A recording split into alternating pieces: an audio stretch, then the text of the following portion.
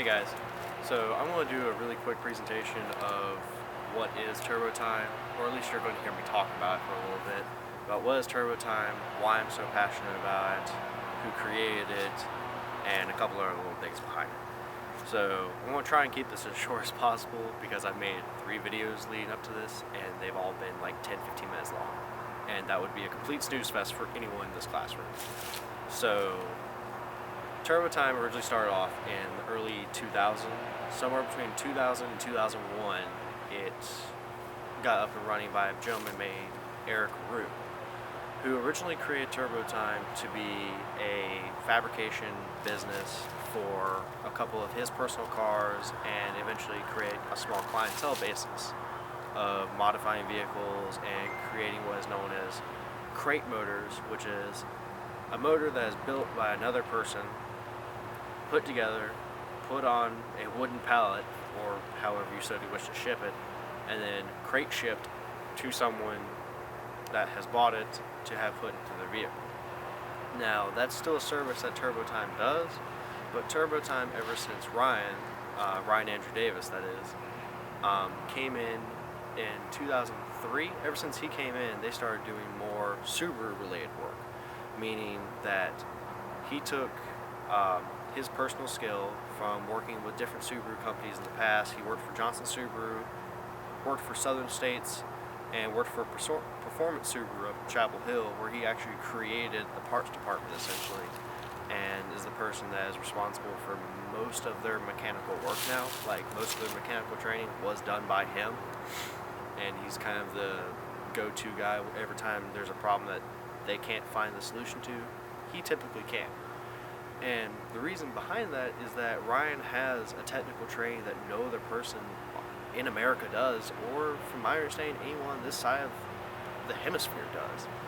He has what's known as factory line training, meaning that he went through a 10-year long process from Subaru to learn how to do factory level quality work, meaning that he could take a car, cut it in half, and weld it back within factory line specifications. Now, this is just an example, but proving the point that he could create something that pretty much no one else can, or no one else has been trained to do. And to me, that's extremely inspirational because I like the idea of doing something that no one else can. I like the idea of creating from something that no one else has ever tried. And TurboTime, as it sits right now, consists of 3 main characters. There is Ryan himself, whom is the master technician and pretty much the kind of business guru, for lack of better wordings. There is Tyler, who runs the business department, where it's pretty much, paperwork, anything involving, answering calls, stuff like that. And then there is Matthew Meadows, who is the fabricator and motor builder for Ryan when he doesn't have enough time to build it. And occasionally they have the annoying person that is me come up in there, and typically I'll be helpful, or at least I'll try to anyways. And TurboTime is kind of an interesting place for me personally because it's a place that the first time I ever went there I was terrified to go because I'm going to some place that I hope and pray can fix my car because this thing's broken, and it was unfixable, at least in my eyes. And they were able to fix it, got it running perfectly, and then 4 years later, here I am, doing small jobs for them, doing small fabrication deals with them, and it's kind of interesting seeing how things progress.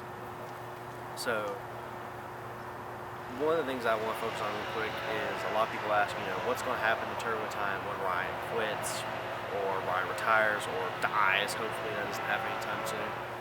But there are no actual plans for it. So one of the things that I really need to look into is what's going to happen in TurboTime, because it's a business that I'm interested enough in to where I potentially want to try and take that business over for myself.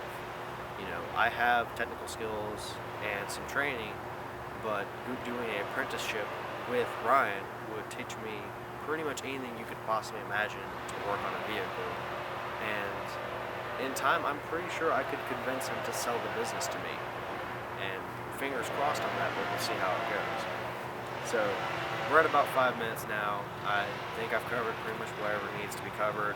I'm going to post up a picture or two right here of Ryan, Eric, Matthew, and just the crew of Turbo Time.